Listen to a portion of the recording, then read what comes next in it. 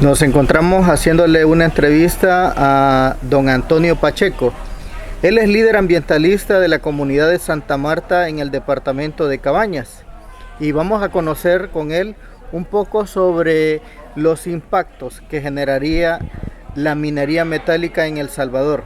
Comenzando sobre este tema, don Antonio, quisiéramos saber quiénes ganan y quiénes pierden con la minería metálica. Bueno, realmente quienes ganan en este tipo de negocios son los intereses corporativos, son las empresas transnacionales que adquieren los proyectos y los explotan. ¿Por qué ganan? Porque justamente extraen la riqueza y la llevan del país. ¿Quiénes pierden? Pierden los habitantes del lugar porque sus terrenos, sus viviendas quedan en total ruina. Un campesino ya no podrá hacer uso de esas tierras y tendrá que emigrar del lugar porque los suelos quedan contaminados con diferentes sustancias como metales pesados, como cianuro u otros químicos que inviabilizan el uso de la tierra. Un ganadero ya no podría seguir criando sus animales porque se contamina el agua. Y un agua contaminada, por supuesto, no sirve para darle de beber al ganado. Entonces, tendrían que cerrar sus pequeños medios de vida y marcharse del lugar. Entonces, los habitantes pierden y pierde el país, porque quieras o no, ese es un patrimonio natural del país, que en realidad pertenece al pueblo, ¿no? Y al ponerlo en manos de las transnacionales, pues el país queda totalmente fuera de derecho de esos bienes y eso es una pérdida también de soberanía sobre los recursos. La minería, como se hacía en ese entonces, era nociva para el país. Pagaban el 2%. 2%. Y utilizaban mercurio, que es un metal pesado. Pues ahora, en el año 2024, y pues esto sería después, con la tecnología de ahora, con los costos medioambientales bajos, porque costo medioambiental siempre hay. Alguien me dice, no, pero es que minería con cero costo ambiental no hay. Es que no hay nada que haya con cero costo ambiental. En realidad no existe ninguna tecnología que limite los niveles de contaminación. Tú cuando extraes la roca, tienes primero que usar explosivos para romper la roca.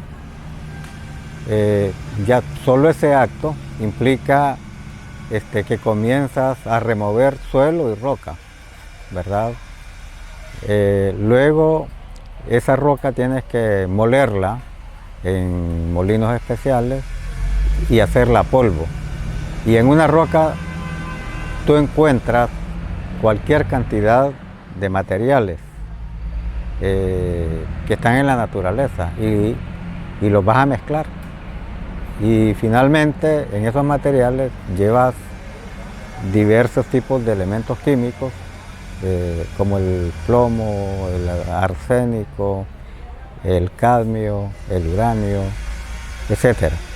No solamente lleva oro ni plata, lleva una cantidad de elementos químicos. Entonces tú los mezclas, pero se complica esta situación cuando aplicas el cianuro con el agua para poder capturar las partículas de oro y plata. Y esa agua que usas se contamina.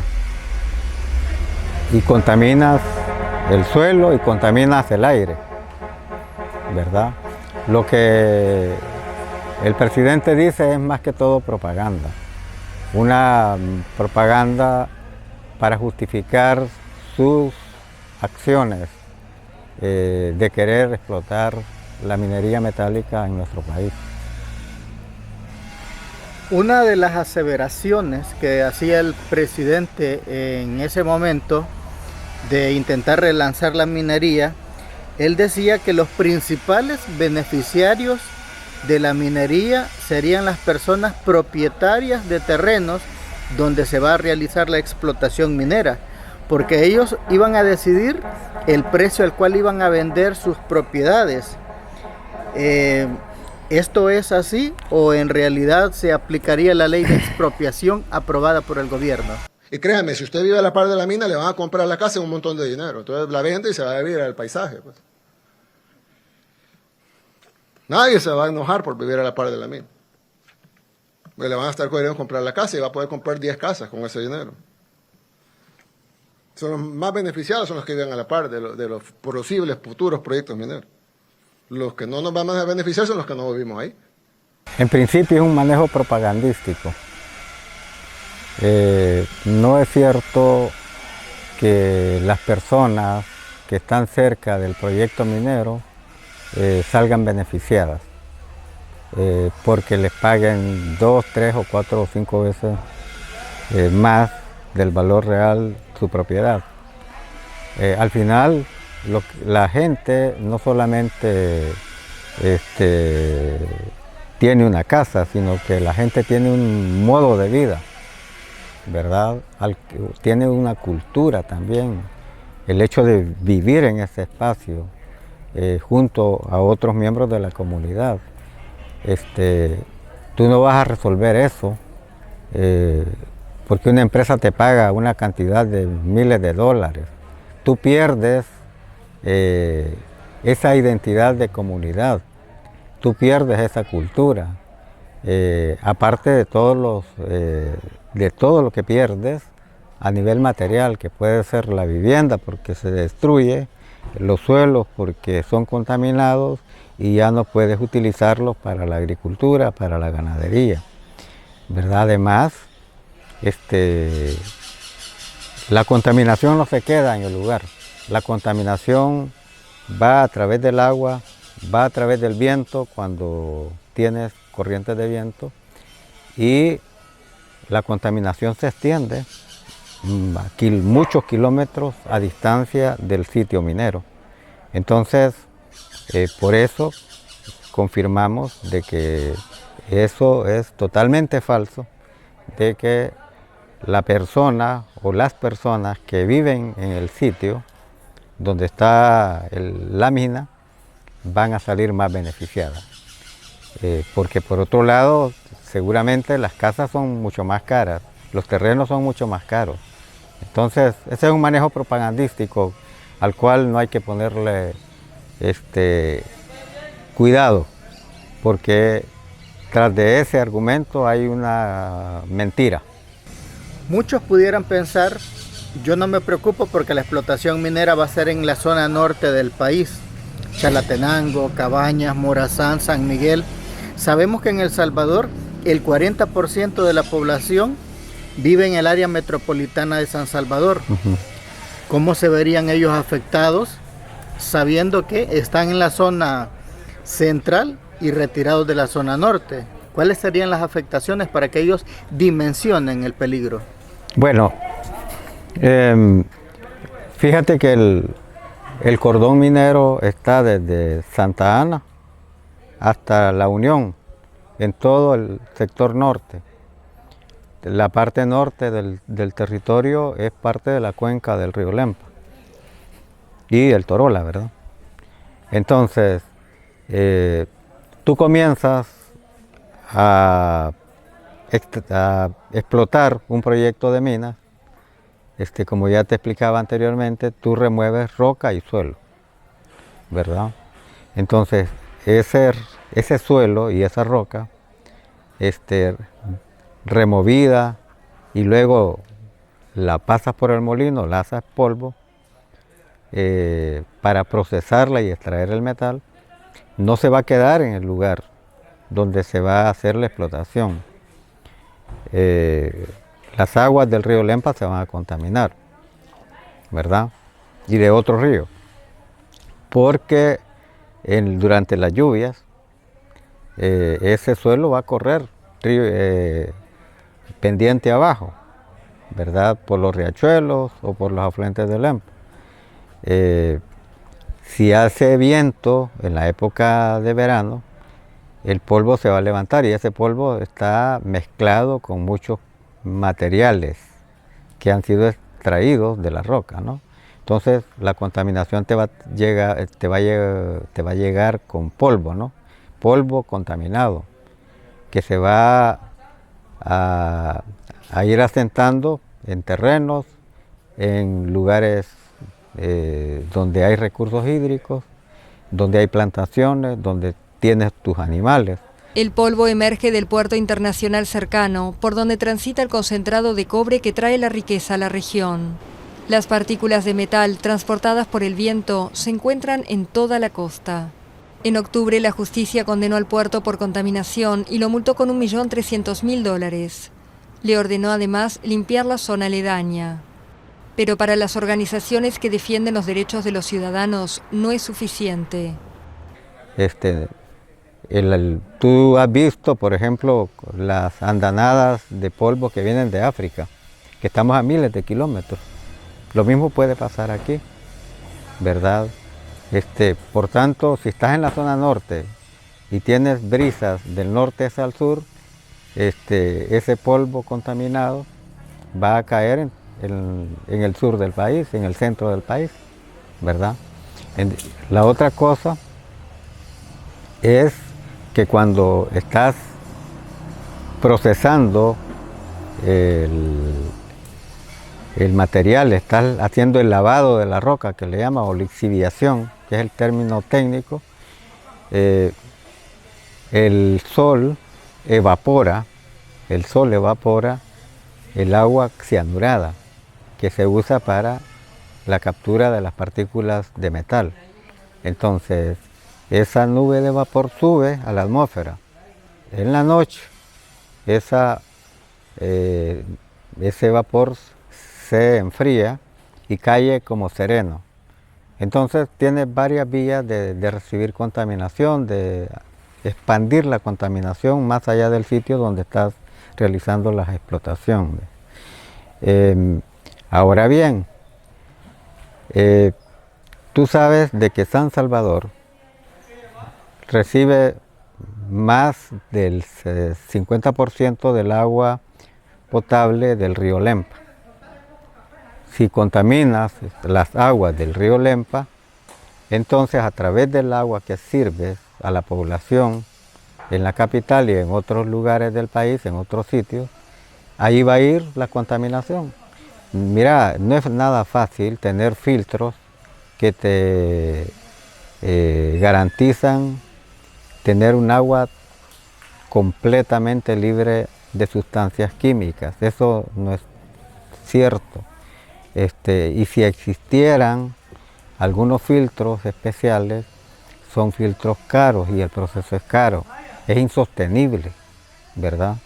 Nosotros trabajamos el tema agua y hay fuentes de agua que tienen arsénico, por ejemplo, o hierro, u otro tipo de materiales que están ahí de manera natural y salen a través de las fuentes de manera natural. Entonces, no te das cuenta lo difícil que es poder resolver eso. Por ejemplo, el arsénico. Tienes que dar un tratamiento muy especializado y es complicado porque de repente los filtros se terminan arruinando por el tipo de material que estás filtrando, ¿verdad? Entonces, eso que se dice de que vas a contaminar el 5% de lo que todavía no está contaminado, pero con eso vas a descontaminar el 95%, ese es otro manejo propagandístico. Tenemos todos los ríos sucios, todos están contaminados, el 95% del agua está contaminada. Presidente, entonces si está contaminada, ¿por qué vamos a contaminar el otro 5? No, si nadie va a contaminar el otro 5, vamos a limpiar el 95. Eso no es cierto, eso es una falsedad total y es una irresponsabilidad que un funcionario de ese nivel lo diga, ¿verdad? Porque mucha gente que conoce sobre este tipo de asuntos pueden perfectamente morir de risa por escuchar a un presidente decir ese tipo de barbaridades, ¿verdad? Y yo creo que no es ignorancia, es más bien razón, una razón para justificar realizar este tipo de proyectos, porque hay definitivamente un interés más economicista que un interés de tratar de resolver los problemas que este país tiene, un interés más de grupos económicos por apropiarse de la riqueza, mejor dicho, que un interés de dar respuesta a los problemas económicos del país, ¿verdad? Tampoco es cierto que con las industrias extractivas vos vas a tener todos los recursos financieros disponibles para atender otro tipo de problemas. En el mundo hay muchos países que se dedican por más de 500 años a la minería. Perú, por ejemplo. Perú explota minas desde la colonia. Y en Perú tú lo que encuentras es pobreza, mucha pobreza. Y el asunto es que la minería de metales es un recurso natural no renovable. Tú extraes el último gramo de oro, de plata, y se acabó el negocio.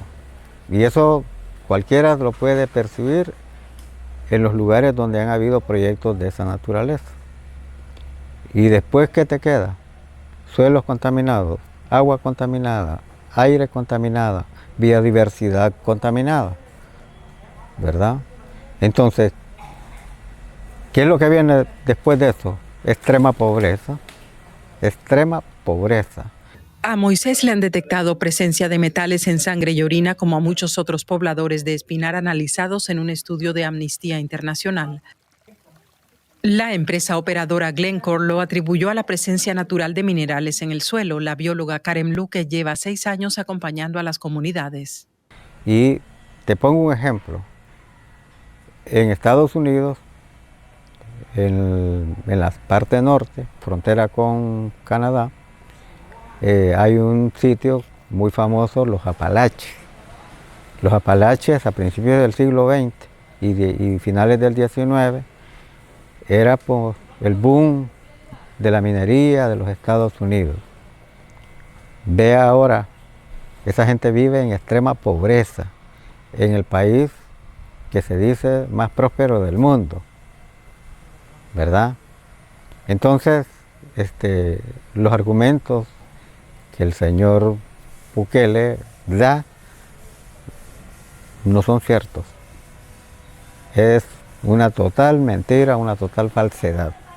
¿Cuál sería su mensaje para todas aquellas personas que se ven afectadas y que viven en toda esa franja norte donde se ha dado a conocer que habría posibles reservas de minerales? ¿Cuál sería su mensaje? Yo realmente no diría un mensaje solamente para la gente de la franja norte.